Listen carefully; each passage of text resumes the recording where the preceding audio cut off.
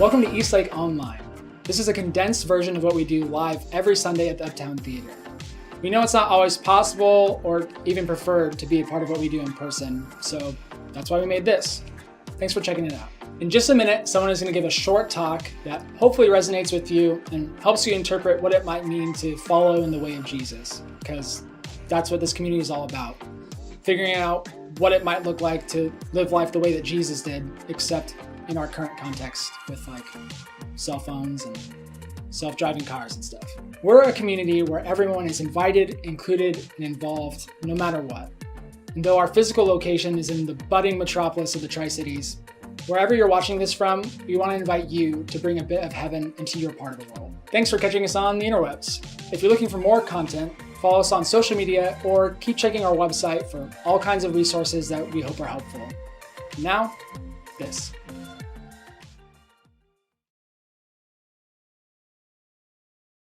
Ever show hope. I hope you learn to love. Trust me, you've been my stone, brother. Well, good morning. Welcome to Eastlake, and welcome to Eastlake Online. For those of you catching this online or on replay, we're so glad that you took time out of your week to do it. Thanks for driving here this morning. For those of you here in person as well, we kicked off a series last week called Imagine That. It's based on a psalm, specifically Psalm 27, with the subtitle in the psalm was Trust in the Day of Trouble.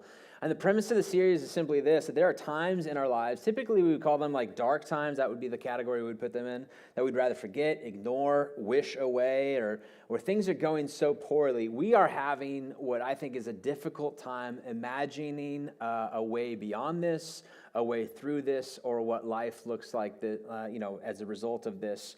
It's a real struggle. It's a real battle to be able to do this. There's too much pain. There's too much loss. And nothing makes us focus on the immediate and the short term more than pain. If you're in pain, it's no surprise that you focus on the here and the now. When you have a headache, you don't care about the future. I want this gone now. When you are hurting emotionally, it's now. It's all short term. It's short term. And so we struggle with long term sort of thinking. Well, imagine what this is going to look like later. And you're like, I don't care what it looks like later. It sucks now. And that's what's most painful for me.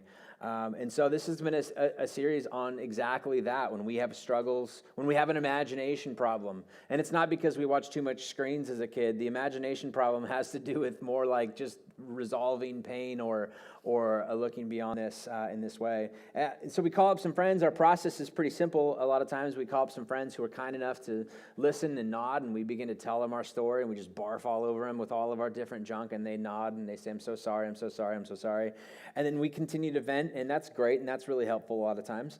And then what we would say is, yeah, but there's something more there. It could be better a little bit than that. At our best, we might say something like this, and in no uncertain words, we might not use these terms, but you would get to that spot where you'd be like, hey, help me to imagine the beyond, the after. Help me imagine like the beauty. Help me to see beauty in this somehow. Like I can't see it. It's too short for me. It's whatever. It doesn't mean that it doesn't exist, but I just can't seem to see it. Because a healthy person understands that just because I can't imagine something doesn't mean that it doesn't exist or that it isn't in front of me. And so then it becomes kind of on us to be like, all right, I'm struggling, going through this divorce, this relationship is sideways, this job thing sideways. I'm struggling. Would you just sit with me, and I need you to see me, I need you to hear me, and I need you to love me in no uncertain terms. I need to feel that way. I need to feel seen, heard, and loved, and then I can move forward in security, and in the meantime, and then I'm willing to, and I'm more open and adept to be able to listen to you as we together sort of imagine what a future could be in this way. And I think the reason it's important, I think the Psalms kind of do this a little bit for us. I think it's a tool, it's a resource of an imagination for us. There are Psalms of ascent, lament. There's Psalms of things are good. There's songs of things suck. There's all kinds of different avenues, and this served as sort of the psalm book for the nation of Israel for them. These were prayers put to sort of some sort of music or poetry put to music to be able to kind of illustrate some of these things. And it really is a chance to have something external to us, begin the process of reimagination that we would then say, that's hard work that I just I can't do myself. I need kind of to be able to do this. And so I think that's the power of the Psalms. And specifically what we said is Psalm 27 I mentioned it. It's the whole day in the time of trouble. Trust in the day of trouble. And here's what it says in its fullness. Trust in the day. The Lord is my light and my salvation. Whom shall I fear? The Lord is the stronghold of my life. Of whom shall I be afraid? He begins off with these like rhetorical sort of questions. When the wicked advance against me to devour me, it is my enemies and my foes who will stumble and fall. So everything's kind of against me, but I want it to be against them. Though an army besiege me, my heart will not fear. Though war break out against me, even then I will be confident. And then he goes on to this like really powerful sort of soliloquy, or this looks good on a T-shirt, on a cross-stitch thing, or on a bumper sticker or whatever. He says, "One thing I ask from the Lord, this only do I seek." Or a fantastic Instagram post if you're looking for something later this afternoon. This is great. "That I may dwell in the house of the Lord all the days of my life, to gaze on the beauty of the Lord and to seek him in his temple." This talk of temple, house of the Lord, and the beauty of the Lord, like we're going to come into that. We said that this is this person asking to dwell and to gaze and to seek at something, and his imagery of God. And he's like, this idea of this dwelling, we said he says, "I want to dwell in the temple of the Lord, the tabernacle of the Lord." And when we dwell, we remain in a situation even when there's like a lack of clarity and understanding. I don't see it. I don't fully understand. I'm in a state of confusion, but I go to a place where it begins to make sense for me. And he would say, when I go into your temple, when I go into your tabernacle, it seems to connect the dots for me a little bit. All of the things in those moments, I feel seen, I feel heard, and I feel loved by my Creator. And so when I go there, it's very tangible, it's very clean, it's very organized, it's very, like, I know it's expected of me, and I go there. And he says, "Oh, that I could have that everywhere that I go," right? "Oh, that I could feel your presence," because that's what dwelling is. I'm just in the presence of somebody. If you've ever had somebody over and invited in with no agenda, and you're just there, and even if you don't even talk about the issues that are currently like the undercurrent of everything that's wrong in the world for them, just sometimes your presence in that room, like you don't even need to say anything, it's just being there, being seen, because in that moment I feel seen, heard, and loved, right? And he says, when I go into the temple of meeting, I feel that from my divine Creator. Oh, that I would have that everywhere that I would go. And we said last week, Jesus is walking along with his disciples, points at the temple that's been built as kind of the symbol of presence of Yahweh God in Israel, and says, destroy this temple, I'll rebuild in 3 days. They're like, what are you talking about? And he tries to, he brings this up so that later on when they're writing it, he goes, they would know. He was talking about God's presence has come, is in this earth, is tangible, is a real thing to be able to experience. But it's not in a place that you go, but in a person, that person of Jesus. And then that's like a big change. It's a big open invitation to this sort of thing that I think we're going to expand upon as we go in this. So all of these desires that this psalmist has as he's reimagining his future, I think plays out for us. I think there's a call to be able to dwell and not just like physically here. I mean, I'm glad that you're here or watching this or whatever, but there's something beyond that. God, I'm trying to seek your presence. I'm trying to seek that situation where I feel fully seen, fully heard, and fully loved by you so that I can operate in security in my life. So step 2 then. So once we've covered dwell, and if that was all a little bit fast for you or whatever, there's a website. You can go to eastlaketricities.com/talks, or you download the app. You can listen to week 1, and all 3 parts of the series will be up there. But dwell, dwell, gaze, and seek. So today we're going to be talking about gazing. And gazing is simply, the definition or the way that he kind of talks through is to gaze on the beauty of the Lord. And the idea behind this is that where we look and what we look at during trying moments of our lives says a lot about how we deal with shame. So in trying moments in our life, a lot of the times the reason that we struggle with where we look and where we place our eyes and what we focus on is because we have allowed shame to take a primary sort of spot, and we think through everything through the lens of shame. And so we don't want to gaze on our problems, or we don't want people to gaze on us with our problems, because we're working things out through the level of shame. And when we do that, that's a big struggle for us. Have you ever noticed how when you call your kids out on something and ask them to replay their thought process with you, I just want you did something, I want to know why you thought that was a good idea, right? So for instance, we'll just pull one out of thin air. You zipped up your little brother in a sleeping bag and pushed him down the stairs, and you thought that was a good idea. Like, walk me through how you thought that was a good idea. Oh, you're laughing about it now, so you think it's also funny. Okay, so I'd love to hear how this is all a good idea and also funny, right? This is a fun game. And you notice how when you ask them these questions and say, could you play this out for me? They will look anywhere but in your eyes. They're all over the place. Well, so here's what he was doing this to me. And then I saw the sleeping bag and it was like unzipped. And I thought, well, wouldn't that be great if it was zipped up? And what if he's inside like a burrito? And I would just push him down, all this kind of, and they're looking everywhere. And we laugh about it. And yet, when it comes to even our own personal lives, and we find ourselves in the spot where we're talking about some of the things, we're confessing our own sins, our own shortcomings, our own faults to other people, we tend to look down, we look up, we look anywhere but in their eyes, right? There's like a physical sort of alignment. There's something about it that we just don't like the vulnerability there. And they don't even have to be the victim of our error, right? It's just our shame. Again, our shame is so overwhelming, we refuse to even gaze into their eyes as we begin to tell the story. And that's true, and that's a very tangible, I think, easy way to look. But it's not just about the attentiveness of the eyes. I think it goes beyond this. I think part of it is actually addressing this mess, too, specifically. Actually looking at it, not looking away. Not looking away from with our eyes, but also not looking away with the words that we say to describe what we did. Because sometimes we go through things and we're like, well, I need to kind of get this off my chest. I need to walk through what I've done and the reality of where I'm at. And we speak of things and we speak euphemistically. We speak about them glibly. We make jokes. We laugh. We do this. We don't actually deal with this in any way. And we don't like lingering on the deep reality that is all involved in this. We refuse to gaze on this, because we don't actually want to see what it is that we're actually seeing. A few years ago, I had a chance to accompany a friend in a courtroom setting where he was being charged with something and was going to plead guilty to it, and this judge goes through the process, and it's legal, and there's all kinds of people in the waiting, the waiting area that they're next or they're in line or whatever, and there's lawyers and all this kind of stuff. And she begins to talk through all of this. And she says, you know why you're here? Yes, I know why I'm here. You're here under your own volition. Nobody's forcing you to do this. You're in your right mind. You haven't, drank or smoked anything in the last whatever. And then she begins to read all of this stuff, and he pleads guilty to this thing. She begins to read through some of the specifics of what all is involved. And in that moment, I continued to listen to it or watch it. I'm sitting there through the lens of shame and being like, man, what must it be like to be in that spot, to have all of the worst parts about you read publicly out for everybody, right?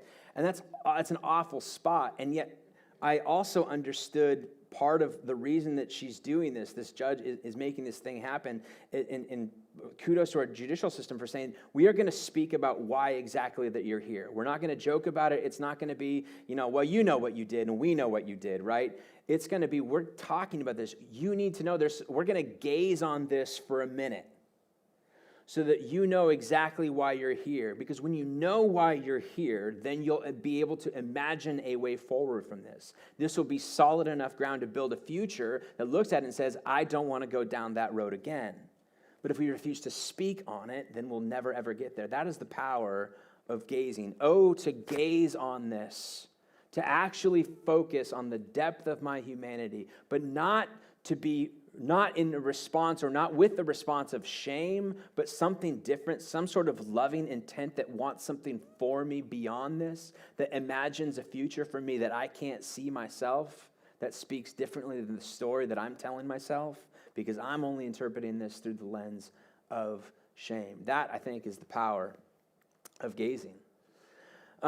So I want to show a picture to you. Back in 1992, May and June of 1992, there was a cellist who found himself playing amongst the ruins of an opera hall or a marketplace area. It was an opera hall at one time, and then this was in Yugoslavia in 1992.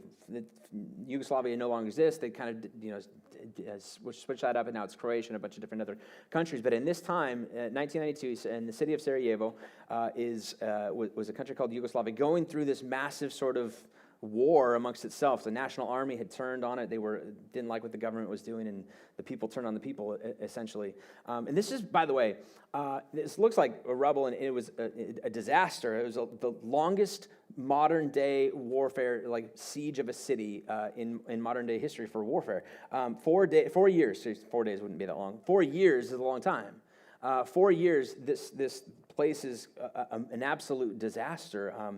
Foreign aid is being sent in. They're set up little marketplaces where people can come and get rice and food and clean water, drinkable water, and this is one of those places. This is a city 8 years earlier, in 1984, had hosted the Winter Olympics, which we're about to kind of celebrate. 1984 was 84 Sarajevo. This is a huge deal. And then all of a sudden, 8 years later, this city is an absolute disaster. It's a war zone. And this was a marketplace that was set up to kind of distribute bread, and people would come over. They're watching their city crumble in on itself and are afraid to go out because there are snipers located on the hills. The city lives in a valley, and so these snipers that set themselves up on the hill. And anytime you go out, you're risking life. If you have to go out for water, you have to go out for food. You're timing it. You're watching. You're seeing people kind of go out as guinea pigs and then trying to like see if they get shot at. And if they don't, then maybe it's safe and nobody's sniping this certain area this day. Terrible spot to be. And in the middle of all this, this man watches, this cellist watches a block away from where he lives, this marketplace, people just trying to survive and get food. A mortar shell comes in and kills 22 people in a moment. And he watches it with his own eyes, and he realizes we're destroying ourselves. Like, this is an absolute disaster. Like, what are we doing? This is our, like, brother, kindred, this is us, this is our nation, and we've decided that this is the best way forward, that this fighting, this sort of, you punch me, I'll punch you harder, I'll punch you harder, I'll punch you harder, and now it's led to all of this. He picks up his cello one day and decides, doesn't tell anybody, just goes in and begins to play this Albinini's Adagio in G minor in the ruins of this old opera house that used to exist, and he begins to play. And he tells, the word gets around, what's he doing there? I hear there's this guy here. Yeah, and the battle's still raging, by the way. Bombs are going off all around, sniper bullets everywhere. And he just begins to decide to play. Sort of like this guerrilla theater sort of thing. And he word gets around. He's playing this song. This song, that, by the way, is a song that was made out of somebody who found in a burnt-up library a fragment of a piece of music. 4 notes was all that was left from this song, and so these other songwriters then developed this whole song that goes along with it, this making something out of nothing, this thing that was basically, worthless. But we're going to make this song. It's probably not the original song the way the original artist wrote it, but we're trying to make sense of this and trying to create beauty out of a mess. And he takes that song and he goes, and for 22 days straight, he's going to play this, one for every day, one day for every person that was killed in this accident. And it became this like national world story. There's movies about it. There's a great book about it. You can kind of read it for yourself. But what a message of hope of playing a cello and trying to create beauty in the midst of a bomb crater, right?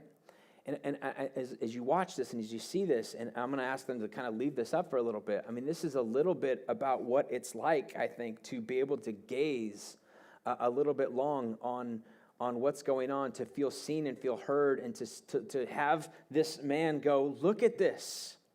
Look at what's happening. Look at our world. Like for some of you, all you see is what's around, right? And he's saying, but if you look underneath the surface, occasionally there's a little bit of beauty that hides underneath the surface if you're willing to look at it.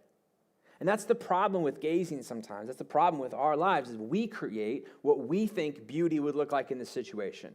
Beauty looks like him coming home. Beauty looks like her saying she's sorry. Beauty looks like this. Beauty looks like this. This is what beauty looks like. And sometimes that's not in the cards, and that's not how it looks.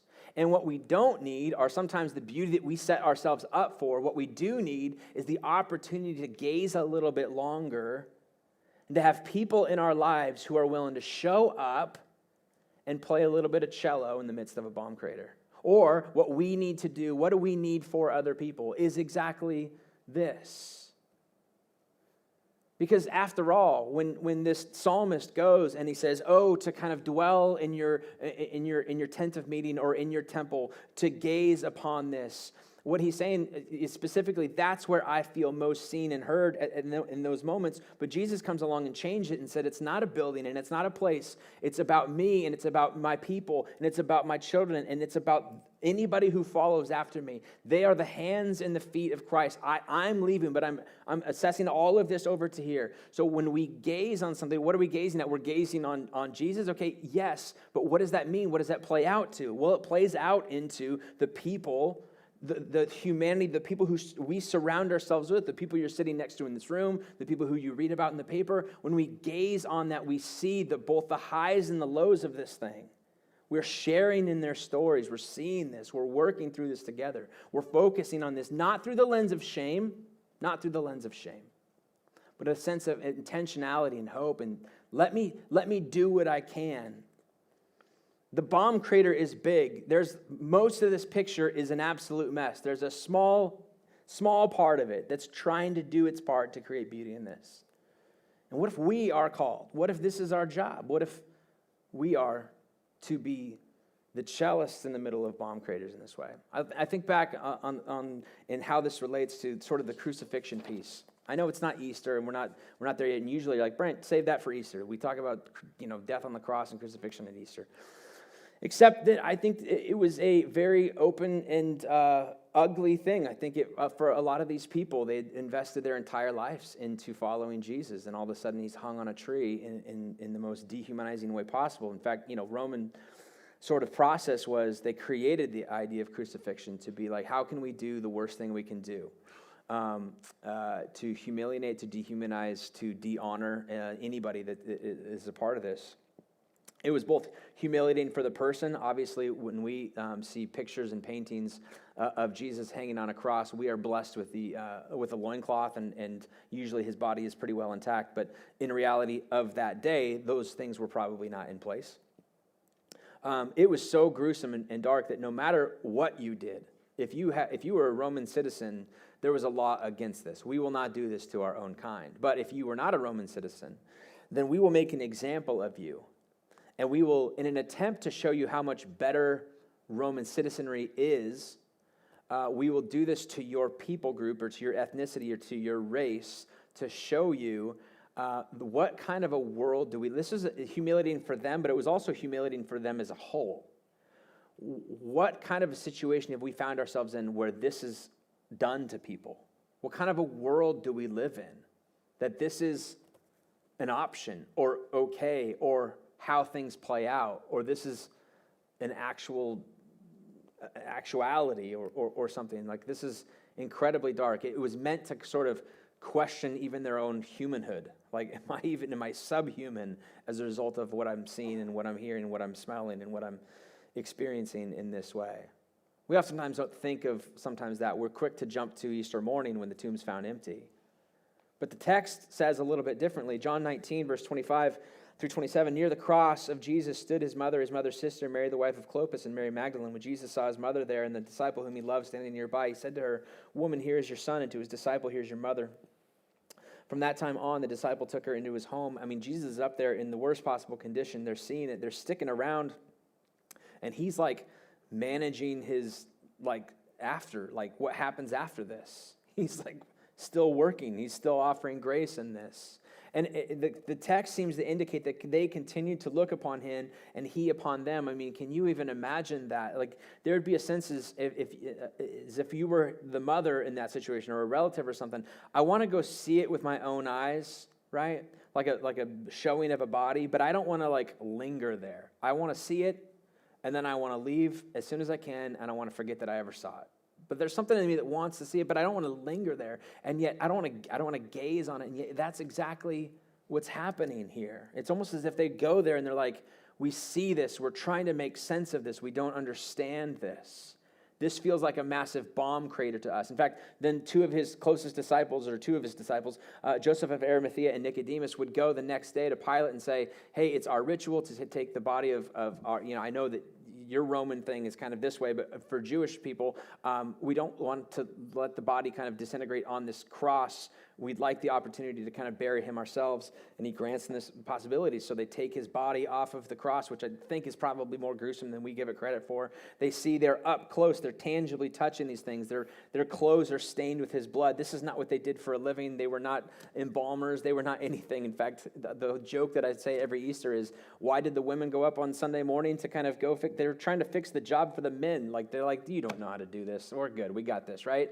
They don't know what they're doing, but they're up close and intentional about doing what they could do, seeing this and gazing upon this, not pushing this off for somebody else, but taking this upon themselves. Because what are they doing? they can't imagine what future looks like for us. I mean, you see the disciples, all the disciples are in kind of a stupor on Friday and Saturday. What's next? I don't know, man. I gave everything I had for this. I walked away from a family business. I set all of my hopes on this. I feel like my life is in jeopardy. I feel like I don't even know what's true anymore, right? That's what they're going through. Their mind is an absolute bomb crater. And what's the win? I mean, if you had said, what's the beauty in all of this? They could be like, I don't see any beauty in all of this. I don't see any beauty in this. And then the story